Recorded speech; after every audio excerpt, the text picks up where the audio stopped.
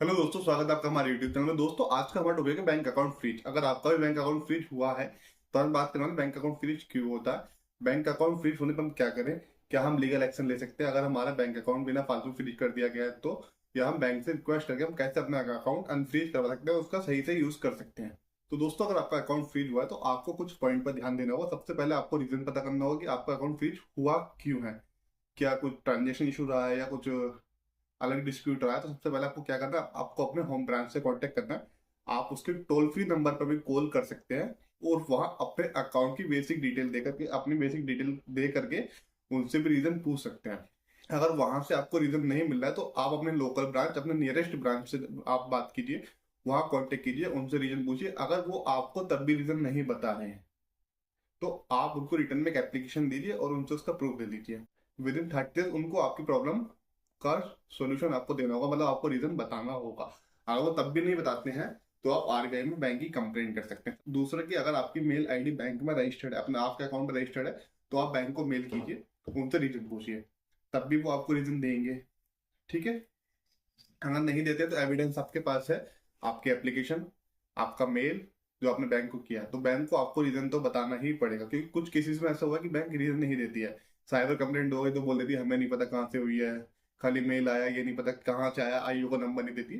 तो उस केस में आप ये कर सकते हैं। अब बात करते हैं कि किन किन रीजन की वजह से आपका बैंक अकाउंट फ्रीज हो सकता है। सबसे पहले, अगर आपके ऊपर कोई लीगल केस चल रहा है तो कोर्ट के लीगल ऑर्डर की वजह से आपने वो डिस्प्यूट करता, कोर्ट के लीगल ऑर्डर की वजह से आपका बैंक अकाउंट फ्रीज हो सकता है।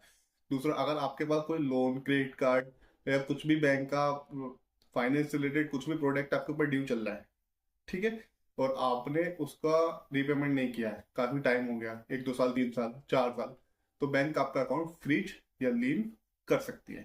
तीसरा रीजन, सस्पेक्शन एक्टिविटी। अगर आपके अकाउंट में कोई भी 420 या फ्रॉड ट्रांजेक्शन हुई है तब भी बैंक आपका अकाउंट टेम्परेली फ्रीज कर सकती है, उस जब तक कि आप उस चीज को क्लियर ना कर दें। अब आपको अपना अकाउंट अनफ्रीज करवाने करना क्या है, सबसे पहले आपको अपने केवाईसी डॉक्यूमेंट, बैंक के डॉक्यूमेंट, रिक्वायर्ड डॉक्यूमेंट जो भी आपके हैं लेकर के आप बैंक जाइए, वहां पर बात कीजिए। अगर आपको कोई फाइनेंशियल इशू है, आपका कोई लोन ड्यू है या क्रेडिट कार्ड का अमाउंट ड्यू है, तो आप उसको क्लियर कर दीजिए, आपका अकाउंट अनफ्रीज हो जाएगा। और दोस्तों, अगर आपको लगता है कि आपका अकाउंट जो फ्रीज किया गया है उसका रीजन गलत है तो आप बैंक को एक एप्लीकेशन देकर कंप्लेंट फाइल कर सकते हैं। अगर बैंक को भी लगेगा कि आप सही है तो आपका अकाउंट अनफ्रीज हो जाएगा।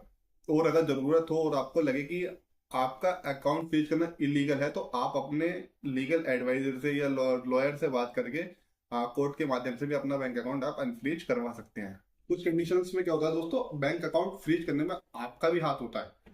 मीन्स कि आपके अकाउंट में कुछ इलीगल एक्टिविटी हो गई, आपके अकाउंट से कोई पेमेंट कट गया, और मान लीजिए आप किसी गेमिंग एप्लीकेशन में आपने इन्वेस्टमेंट किया या स्टॉक मार्केट बिटकॉइन में आपने इन्वेस्टमेंट किया और आपका लॉस हुआ, और आपने cyber complaint online toll free number पे कॉल करके साइबर कंप्लेंट कर दिया, साइबर सेल को मेल कर दी कि मेरे साथ ऐसे ऐसे हुआ है, तो साइबर सेल बैंक को मेल कर देती है कि इस अकाउंट का डेबिट फ्रीज कर देता है। मतलब आपके अकाउंट से ऑनलाइन ट्रांजेक्शन नहीं होगी मगर आपके अकाउंट में पैसा आ सकता है, ट्रांसफर नहीं हो सकता है।